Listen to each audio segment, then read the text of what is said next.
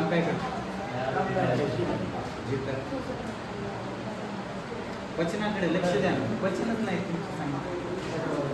इकडे बघा, मूळव्याध हा पोटाचा आजार आहे, जागेचा नाही. पोटाचं काम म्हणतोय मी, तुमचं डायजेशनच व्यवस्थित झालं नाही, व्यवस्थित पास होणार नाही, म्हणजे संडास व्यवस्थित होणार नाही. संडासला काही प्रॉब्लेम आला जागेला प्रॉब्लेम येईल. याच्यामध्ये कसं असतं, तिथं गाठ येणे, छिद्र पडणे वगैरे मराठीमध्ये अशा प्रकार होतात. हे जास्त क्रिटिकल आहे. हे होऊ न देण्यासाठी आपलं पोट रोजच्या रोज साफ झालं पाहिजे आणि पोट साफ होण्यासाठी आपलं पचन चाललं पाहिजे. पचनामध्ये आत्ताचे दिवस पावसाळ्याचे, त्याच्यात ऑलरेडीच आपलं अग्नी कमी असतो, पचवायची क्षमता कमी असते. आपण काय आषाढीसारखे प्रकार आहेत आपल्याकडे. आषाढीला त्यातून मसाला आपण हलकं खायला सांगतो, नॉनव्हेज खात नाही, बाहेर खायला खात नाही, पालेभाज्या खात नाही.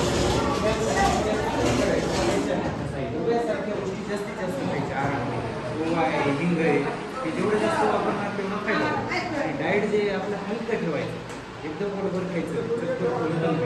मटकी, पालक, दही बिलकुल खायचं नाही. मटकी, पालक, दही थोडंसं जमतं, जास्त करून वांगे पण जडच आहे. आता बघा ना, त्यांच्याकडे कडोबा आहे, सांगणे वांगे खाऊ नका म्हणतात. कशामुळे खाऊ नका म्हणतात? वांगे पचायला 24 तास लागतात.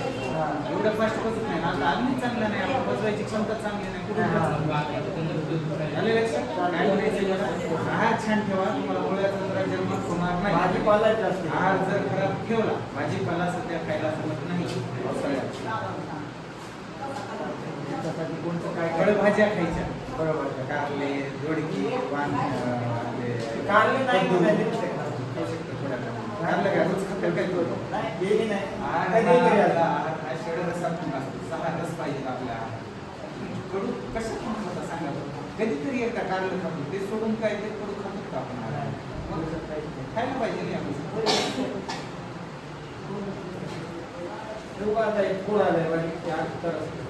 एक दिवसामध्ये 2 दिवसामध्ये खूप झालं. 2 दिवसामध्ये